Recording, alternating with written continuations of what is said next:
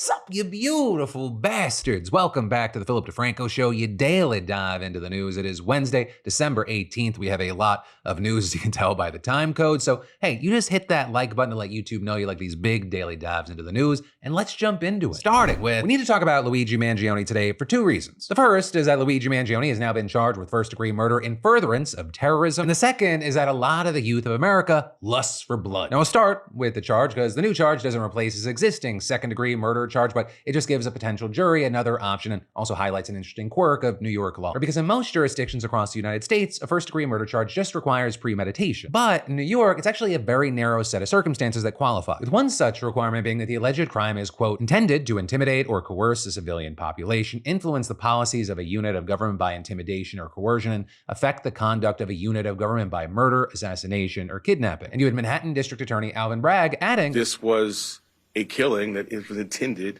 to evoke terror. And we've seen that reaction. The statutory elements we can go into, but its most basic term, that's what this is.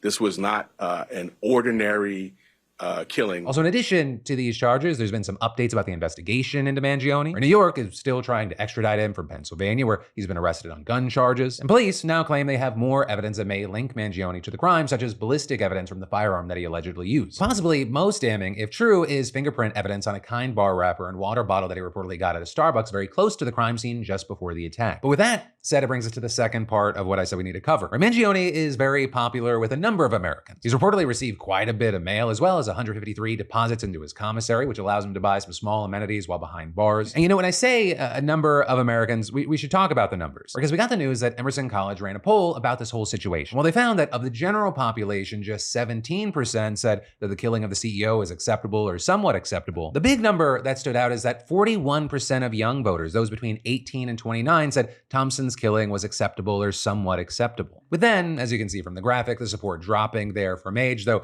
then kicking a little bit back up with older folks. With this, if you go on social media regarding the killing, you're still seeing a lot of different takes out there. With seemingly some in support of the alleged action saying things like, Bragg's quote about Luigi Mangione and the UHC shooting is crazy because he definitely didn't sow terror. The vibe was pretty good, actually. With others, and just joking about Mangione, saying things like Luigi Mangione indicted on terrorism for the irreparable damage he has done to male body standards. So of course, this also is you have plenty of people out there condemning Mangione's alleged actions, saying things like, let's be clear, Luigi Mangione is a terrorist. He is not an activist. He is not a victim. He is not a hero. The fact that he quotes the Lorax in his manifesto makes me sick. If you care a whole lot, you don't kill innocent people. But then also, kind of separate from those two different takes, you had people using this situation to highlight how differently things can be treated in America, with them arguing things like Luigi Mangione being charged with terror, but a school shooter isn't, is exactly what is wrong with this country. Slap on the hand for a child murderer, life in prison for the murder of one CEO. Though there, I will say that some school shooters have been charged with terror, but most aren't. Also, regarding how the government's treating this situation versus others, you have people pointing to reports that New York Governor Kathy Hochul is considering setting up a special hotline for CEOs to report alleged threats. With that reportedly coming after she met with 175 corporate reps, counterterrorism officials, and Homeland Security yesterday. And generally speaking there, the optics of such a hotline, it hasn't gone over the best online, with many who often feel that rich individuals get way better treatment by the government and judicial systems speaking out, with people saying things like, instead of pushing for the New York Health Act, which would provide single payer in New York State, Governor Kathy Hochul decided to provide wellness sessions to corrupt CEOs and provide them with a hotline so they feel safe. Democrats continue to show who matters to them, and it's not us. As well as democracy is when rich people get a special hotline for their own personal protection. But yeah, generally speaking, that's where we are with the Luigi Mangione situation, and I will ask here, specifically, I want to know your thoughts regarding the poll, right, and the differences regarding age groups and opinion. But then, got some quick celebrity legal stories in the news today, starting with Andrew Tate, and that because a court in the UK just ruled that police in the country can seize 2.6 million pounds or over $3 million in unpaid taxes from it. With police in Devon and Cornwall seeking to seize the money, which has been held in 7 frozen bank accounts held by Tate, his brother Tristan, and a woman only identified as Jay. And we saw a judge rule today that several transactions made by the brothers, including millions of dollars in transfers to Jay, were a, quote, straightforward cheat to evade tax authorities. Saying there that they were serial tax evaders who paid nothing on over $26 million in revenue made over the course of nearly a decade. And one lawyer even alleging that Tate had previously publicly said, when I lived in England are refused to pay tax. With then, according to the BBC, detectives linking some of the revenue to the human trafficking allegations the brothers are facing in Romania, but have repeatedly denied. With all the money reportedly coming from earnings in the War Room, Hustlers University, Cobra Tate, and OnlyFans. So for his part, Tate has slammed the court's decision online, writing, "First, they said I was a human trafficker, but couldn't find a single girl to testify. So instead, they stole all the money they could find from banks. If you speak against power, they will do anything to destroy you." And adding, when they fail to control your influence, they audit your influence. When they fail to match your power, they nitpick your paperwork. They want the world to believe that a man of mastery can be reduced to a headline in a lying newspaper. With him then further adding in a statement, "This is not justice. It's a coordinated attack on anyone who dares to challenge the system." But then with all that, you had police forces releasing a statement saying not only did their investigations find that Tate and his brother paid no taxes on income earned between 2014 and 2022, but both individuals are alleged to have concealed the origins of their income by channeling money through, quote, front accounts,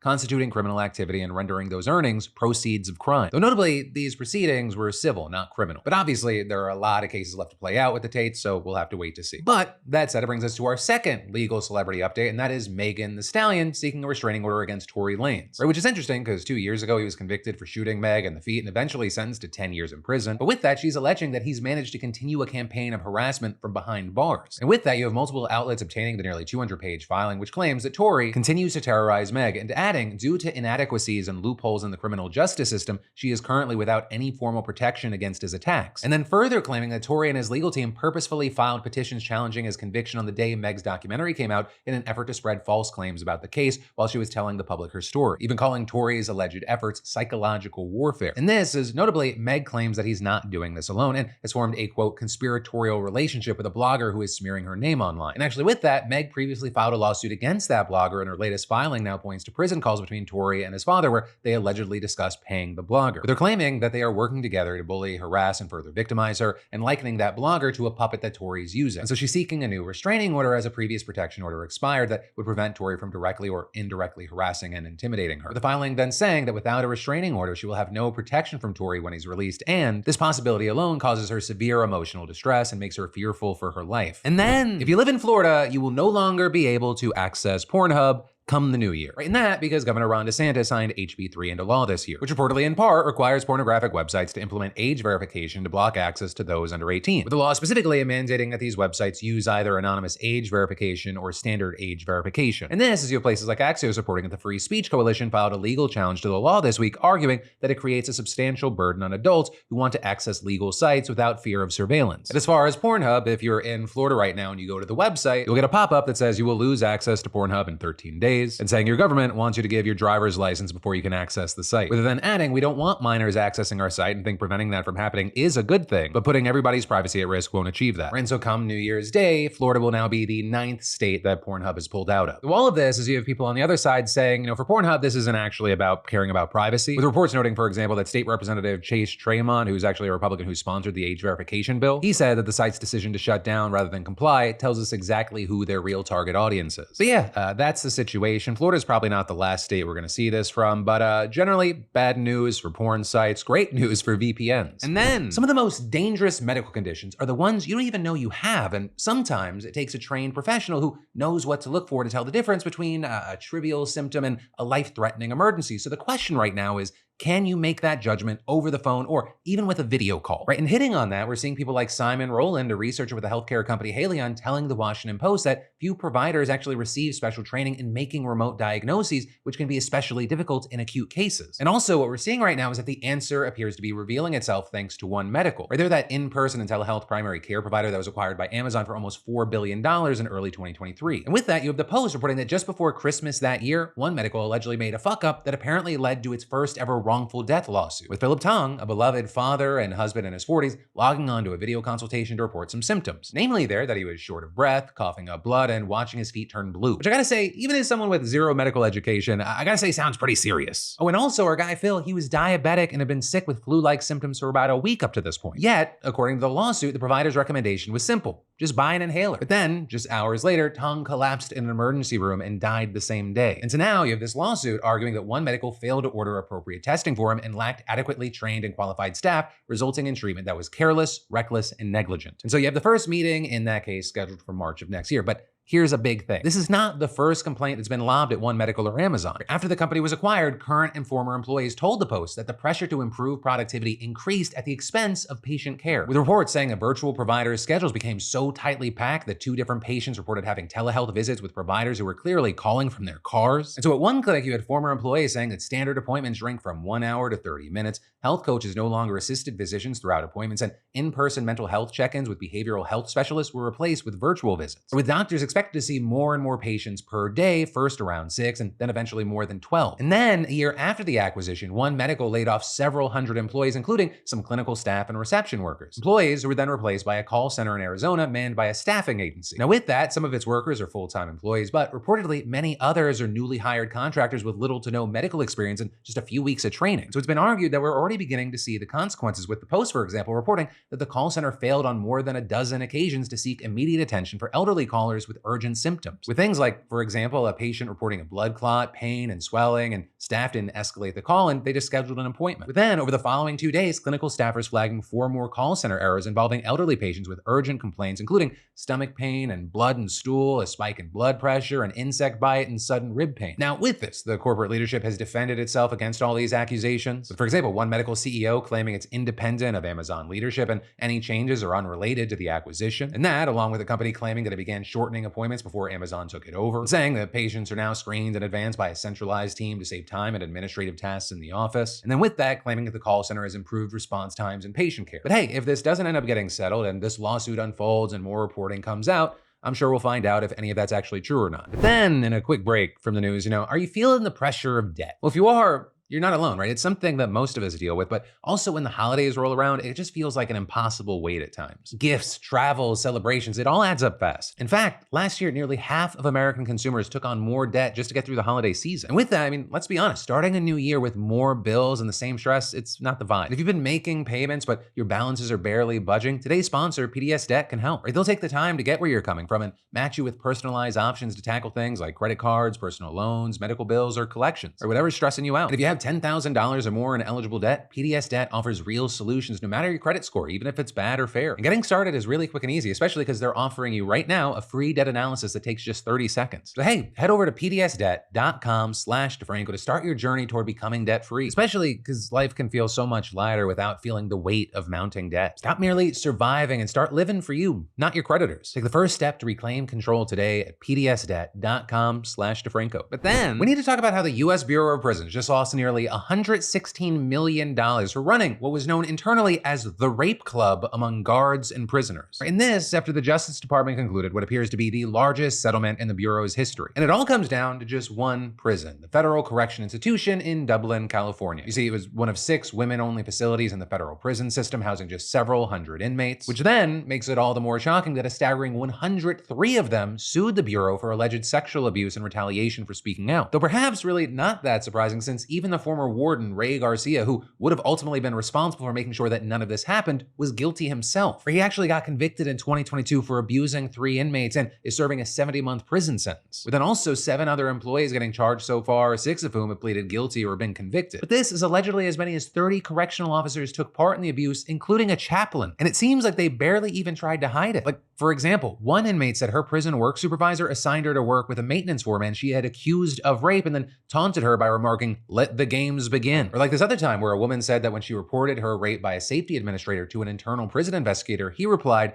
"If it's not on camera, then you're beat." And when women spoke out, they were often put into solitary confinement or transferred to other prisons, Catholic Church style. Now with all this, we're also seeing the 103 plaintiffs in the lawsuit each getting about $1 million on average. And this is one inmate who was there for a 10-year drug sentence, even convinced a judge to release her 3 years early because of the alleged abuse that she received at the hands of at least 5 correctional officers. Also, as far as the prison itself, FCI Dublin has since been shut down, with its inmates being distributed to other federal prisons across the country. Though, I will say that doesn't necessarily mean that they're free from the abuse. And I say that because in 2022, a Senate inquiry found that staff had sexually abused inmates in at least 2/3 of federal women's prisons over the past decade. But at the very least, the prisons where these women went to will now have court-appointed monitors, and back in July of 2022, Biden signed a law strengthening oversight of the Bureau. But then in in massive news I did not expect, it is now being widely reported that the House's Ethics Committee has voted to release its report on a range of very serious allegations against Matt Gaetz. Because as we've talked about a number of times before, the committee has been investigating Gaetz for sexual misconduct, drug use, and accepting improper gifts. With that, notably coming after the DOJ dropped its own separate probe into whether he paid for sex, including with a 17-year-old minor, and paid women to travel across state lines for sex. But then, as you might remember, just days before the panel was supposedly set to vote on whether to release the report, Trump tapped Gaetz to be his attorney general, with then Gaetz making the very rare move of just immediately resigning, which ended up mucking everything up because the ethics committee can only investigate sitting members. So by resigning, he effectively ended the probe and made it very difficult for the panel to release the report, with us seeing many Republicans, including Speaker Johnson, pressuring the committee not to release their findings, saying that it would violate House rules and be against precedent. Though, I will say very notably there is actually precedent for releasing an ethics report after a member of Congress leaves. But it has only happened on a few occasions, which is why it is insanely rare that the committee reportedly voted to now release the Gaetz report. A move that's also super significant for several other reasons. Right, first of all, it came after Gaetz already withdrew himself for consideration as AG. And this is according to CNN, which was the first to report the latest news.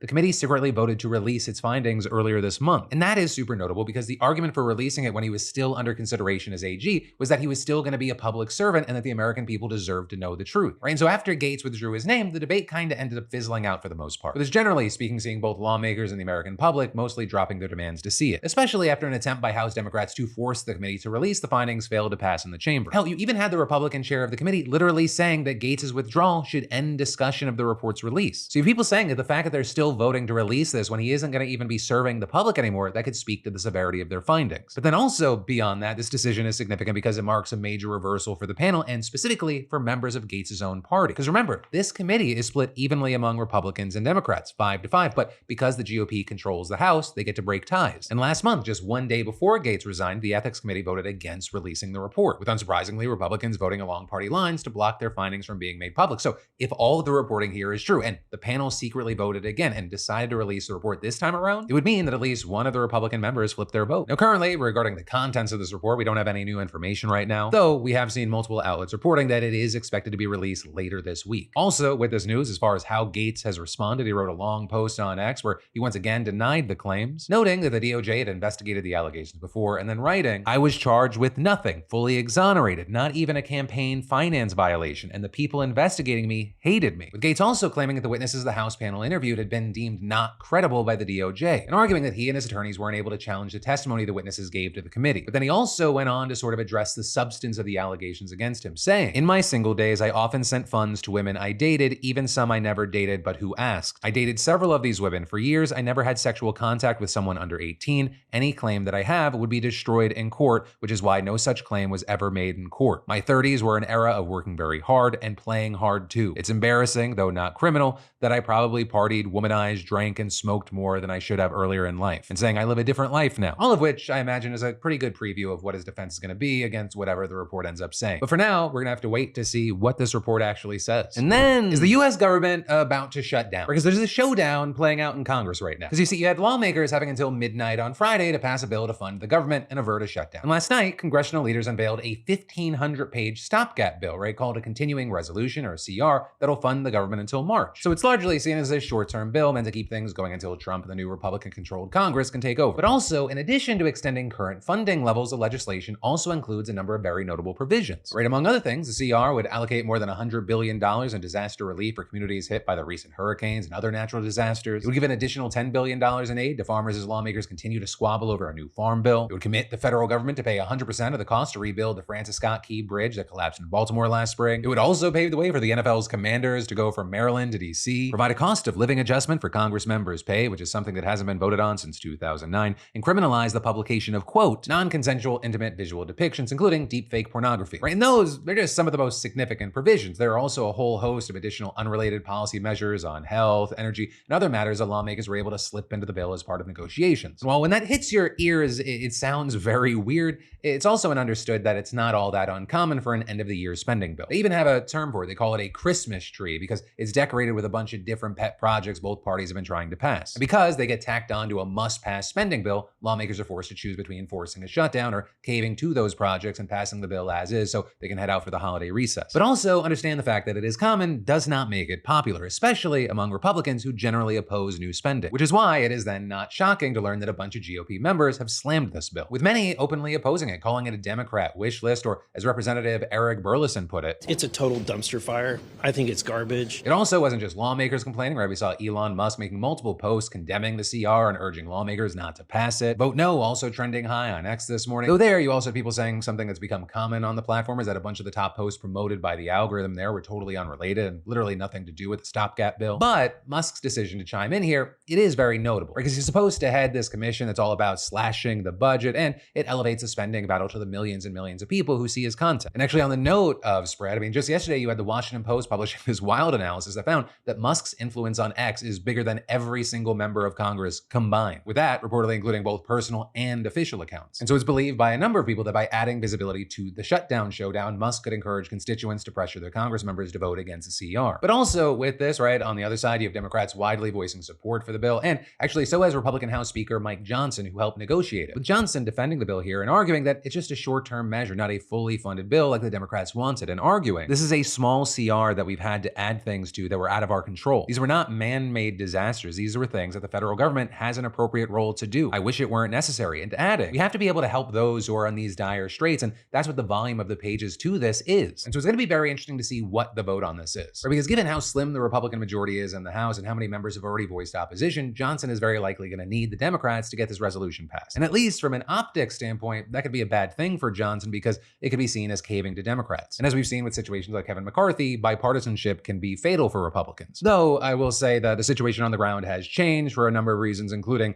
Matt Gaetz not being there. So one, we'll have to see what happens with the CR, but also when the new Congress convenes next month, it'll be very interesting to see if Johnson gets the support that he needs to maintain his leadership position. But yeah, all that's to say it's going to be a very interesting month. But then, taking a quick breather from the news, let's be real. How many photos sit in your camera roll just collecting digital dust? Because I used to be that guy, but then I found today's sponsor, Aura Frames, and it completely changed the way that I share memories, especially around the holidays. Because these frames are ridiculously easy to use, and I set up one for my dad. He's definitely not tech savvy, and now he's able to see all our photos within minutes of us actually taking them and even adding his own. Because with Aura, my family and I, we can add pics remotely, and grandparents get kid photos IRL, everyone shares memories, instant connection. We even gifted one to Lindsay's mom, and watching her face light up when random family photos started appearing was priceless. And the frame, it looks like a piece of art, high-res display that makes photos look like actual prints. No more scrolling through endless group chats or forgotten albums. Seriously, it's the best gift for loved ones, right? Really ticking the box for the gift that keeps on giving. And it's perfect for anyone, and I mean anyone, who's impossible to shop for. So just head to auraframes.com, use code PHIL, and get $35 off Aura's best-selling Carver matte frames. Click that link below or scan the QR code and use promo PHIL, because this deal is exclusive to you beautiful bastards, and get yours now in time for the holidays. Terms and conditions apply. But then we've got to talk about two big pieces of TikTok news. The first is that according to reports, the Supreme Court has now agreed to hear oral arguments over whether the law to force a sale of TikTok from its parent company or face a ban is constitutional, with that set to happen on Wednesday, January 10th, which is very notable because the ban is supposed to go into place on January 19th. So we're gonna have to wait to see what happens there, and obviously whatever happens is gonna be huge. But then also today, we need to talk about how TikTok is under fire in the EU, because the European Commission has now opened formal proceedings against TikTok on the suspicion that it failed to, quote, properly assess and mitigate systemic risks linked to election integrity as required under the EU-wide Digital Services Act, or DSA. And specifically here, this all has to do with the recent presidential election in Romania, because back in November, we saw a far-right ultra-nationalist candidate by the name of Călin Georgescu coming out of nowhere to win the first round. And very notably, he campaigned almost exclusively on TikTok, even being dubbed the TikTok Messiah for his ultra-religious messaging, with him saying, for example, that he has a mission from God to save Romania. He also, among other things, has said that the moon landing never happened and that COVID-19 just doesn't exist. Right? And that's in addition to stuff like describing fascist leaders from his country's past as national heroes. But more specifically for this story, outside of that, the reason he sparked so much concern internationally, at least among the mainstream European establishment, is for being intensely critical of the EU and NATO while appearing friendly to Russia. Or with the key thing to keep in mind there being that Romania is seen as playing a key strategic role in the region. You see, the country shares a 400-mile border with Ukraine, with it also being home to a new air base that'll be one of NATO's biggest in Europe. And in fact, there's already a missile defense facility built by the United States in the country, which Georgescu has criticized using what many have called typical Putin talking points. And so with all that, you had people just not believing that he really won fair and square. And actually, as it turns out, he might not have. With us seeing not only the Romanian government, but also non-governmental organizations reporting that the candidate had received a massive boost from a network of paid influencers, fake accounts, and bots. With the country's national media regulators saying that it had flagged, quote, various irregularities and asked TikTok to take action, but claiming that the platform just didn't respond adequately. So with that, the government requested that the European European Commission open a formal investigation into TikTok's role in the Romanian elections under the DSA. With then, not long after that, Romanian authorities declassifying a series of documents suggesting that there may have been an effort there similar to Russian influence operations in Ukraine and Moldova. Claiming, for example, that 25,000 pro-Georgescu TikTok accounts burst into action just 2 weeks before the first round vote, with it also saying it identified more than 85,000 cyber attacks that allegedly sought to exploit vulnerabilities in Romania's election IT system. And then finally saying they found hundreds of thousands of dollars have been paid to some TikTok users involved in promoting Georgescu in the lead up to the election. And now, actually with that specifically, we're seeing some Romanian TikTok influencers fleeing the country as they're being investigated by tax authorities for their alleged role in swaying the election. But also just a day after the declassification of those documents and just 2 days before the second round of the election was scheduled to take place, Romania's constitutional court made the hugely controversial decision to cancel the election and rerun it at a later date, with notably not only Georgescu, but also the liberal candidate who had been set to challenge him taking issue with the decision. You had both describing the move as an attempt by the unpopular and distrusted establishment parties to cling to power. But then on the other side, at the same time, you have people saying that the election was deeply flawed and needs to be redone. But in any case, with the EU now investigating, this whole situation is just becoming an even bigger part of the debate taking place not only there, but here in the States. Right? One you constantly see playing out about balancing free speech with efforts to tackle disinformation and foreign interference. Which on that note, Europe's now on high alert when it comes to other upcoming elections, which may be another reason for opening these proceedings against TikTok. In fact, earlier this month, anticipating the possibility of an investigation, the Commission actually ordered TikTok to retain all data related to election risk management for 4 months, starting from late November and running through March. And notably there, the order encompasses all national elections, not just the Romanian ones. So with that, the Commission will specifically investigate TikTok's recommendation systems for what they call coordinated inauthentic manipulation or automated exploitation of the service. And that's in addition to looking into TikTok's policies on political advertisements and paid for political content. So the investigation, right, triggered by what happened in Romania, but not necessarily confined to it. But the Commission here, for example, is saying it's conscious of the risk of interference in the German parliamentary election coming in February and the presidential election in Croatia starting on December 29th. Though with everything that's been said here, TikTok, for its part, has consistently denied wrongdoing, with a spokesperson also saying we've protected the integrity of our platform through over 150 elections around the world and continue proactively addressing these industry-wide challenges. As well as adding, TikTok has provided the European Commission with extensive information regarding these efforts, and we have transparently and publicly detailed our robust actions. But with like so much that we talk about on the show, we're gonna have to wait to see how this plays out, both with the EU as well as here in the States. But then finally today, let's do a congratulations and then talk about yesterday with some commentary. Starting with a congrats to Alicia O, the latest SeatGeek prize winner who just won $500 in our weekly SeatGeek giveaway towards her choice of SeatGeek ticket. With Alicia in good company with past winners, right? She's planning to see Tyler, the Creator. And for the rest of y'all, that's right, SeatGeek and the Daily Dip are still giving away up to $1,000 in tickets, and you should definitely enter today if you haven't already. All you gotta do is add code PDS to your SeatGeek app profile for a chance at the weekly $500 prize, no purchase necessary. And $1,000 prizes are available to Daily Dip subscribers who add code PDS newsletter, doubling entries and winnings. So thank you, you're welcome, and get in on it. But then, as promised, let's talk about yesterday with some commentary. Starting with the fact that there were a lot of comments about the USPS, right? Trump's desire to possibly privatize it and/or gut it. With y'all sharing things like, as someone from the UK, do not privatize your post office. Royal Mail has notably declined since it was privatized, as well as really tired of the narrative that USPS loses money. We don't say the military lost $1 trillion, we say it costs $1 trillion. It's a service that costs money to operate. With others agreeing, saying, yeah, I'd like to introduce you to the Department of Defense. Others claiming, I work for the USPS, and hearing these schmucks talking about privatizing it infuriates me. We were told for the holiday season that there would be no seasonal hiring while our facility is already lacking the needed workers. We have people working 6 12-hour days and packages are still being left in the unloading area due to the lack of workers. None of these billionaires can imagine the scale of how much mail is moved through a facility in 24 hours. And others adding, I really despise the push to privatize every aspect of the government. Just a bunch of already rich assholes trying to grab more money while driving the cost of living higher for everyone. Multiple lifetimes worth of money, and they still won't be happy because they want all the money. But with that, again, I'm very interested to see, one, how this plays out, and two, if changes are made, what happens from there. Especially because, as we talked about yesterday, those most impacted are very likely going to be more Trump voters. Because while a number of the changes that have been floated around would affect everyone, it would really affect rural and super rural voters. But yeah, with that, my general mindset is I hope for the best, I prepare for the worst. And with this election, like with past elections, I think America gets the government that it deserves at that time. And just like every single time when people fuck around, they will eventually find out.